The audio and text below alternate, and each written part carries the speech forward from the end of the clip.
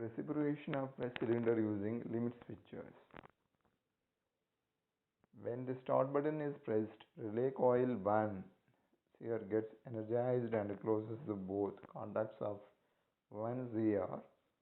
The upper 1 ZR serves to keep coil 1 ZR energized even though the start button is released. The lower ZR closes to energize the solenoid A to extend the cylinders. When the piston end actuates limit switches, 1 LS the coil 1 ZR gets de-energized and the valve returns to spring offset mode and cylinder retracts. The operation can be repeated by pressing start button switch manually. The start button is an emergency button to stop the whole process. Then reciprocation of double acting cylinder using pressure switches. When solenoid A is energized, the valve is shifted to left mode and forces air to the blind end of the cylinder. When the cylinder extension is maximum, the pressure build-up actuates limit switch 1 PS and as energized solenoid B. When solenoid B is energized, the valve is shifted to right mode and forces the air to the rod end and the cylinder retracts when the cylinder retraction is maximum. The pressure built up actuates the limit switch 2 PS and the energized solenoid A and the reciprocation continues. The reciprocation of the cylinder using limit switches. When solenoid A is energized, the valve is shifted to left mode and forces the air to the blind end of the cylinder. When the cylinder extension is maximum, limit switches to LS get actuated and energize solenoid B. When solenoid B is energized, the valve is shifted to right mode and forces air to the rod end and the cylinder retracts. When cylinder retraction is minimum, the limit switch 2 PS gets actuated and energize solenoid A and the reciprocation continues. Dual cylinder sequencing. When ST start button 1 pressed, solenoid A gets energized. When solenoid A energized, the valve is shifted to left mode and air enters through the blind end of cylinder 1 and activates limit switches 1 LS. The actuation of 1 LS energized solenoid C and the solenoid valve 2 shifts to the left mode and supplies air to the blind end of the cylinder. The cylinder extension actuates limit switch to LS.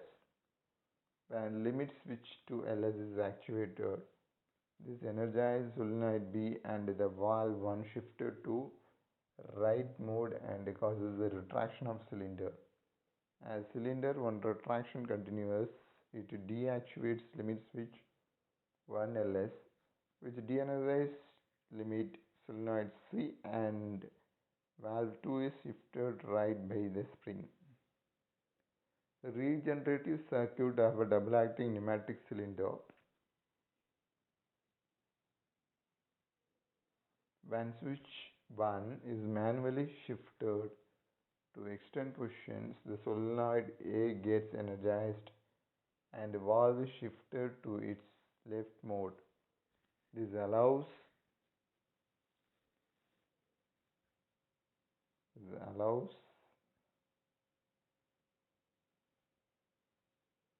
air to enter through the blind end of the cylinder and the cylinder extension stands.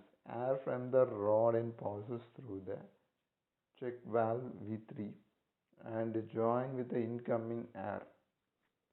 Thus it facilitates rapid extension when the cylinder reaches its maximum positions.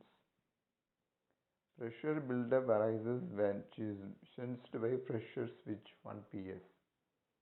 When the pressure switch 1 PS gets activated, this energized coil 1 here and solenoid C. When solenoid C is energized, the V2 valve is shifted to its left mode and exposes the air to atmosphere. Relay contacts 1 here holds solenoid C energized during the slow extension of the cylinder to prevent any fluttering of the pressure switches. When the solenoid is set to unload position, all the solenoids get energized. Fluidics. The term fluidics is derived from the words fluid and logic. The fluidic device performs control functions by a stream of gas or liquid directing itself through the precision channels. The fluidics is the technology that utilizes the fluid flow phenomena in components and circuits to perform a wide variety of control functions such as sensing, logic, memory, timing, and interfacing to other control medias.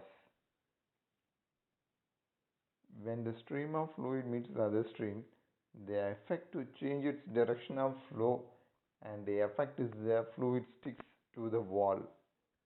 When a free fluid jet, that is a stream of air fluid, that is liquid, passing through an orifice will continue in a given direction, pulling in with it any available fluid that surrounds the jet as it leaves the orifice. When there is a greater availability of this entering air from one side from the other, then a small vortex area having low pressure is created near the nozzle exit.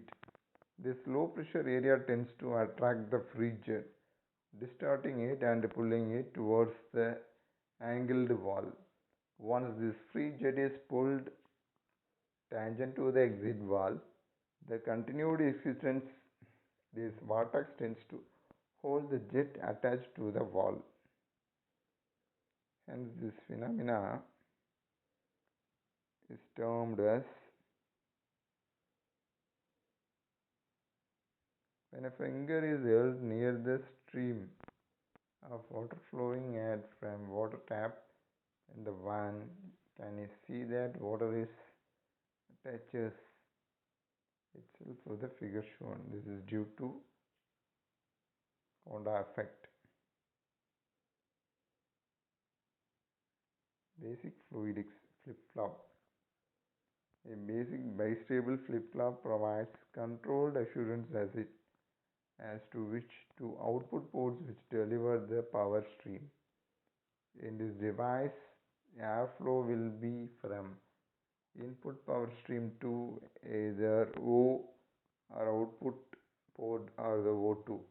Output port depending on the extent of the signal from either C channel or C2 channel. This device operates the principle of low pressure vortex being created on one side or the other element.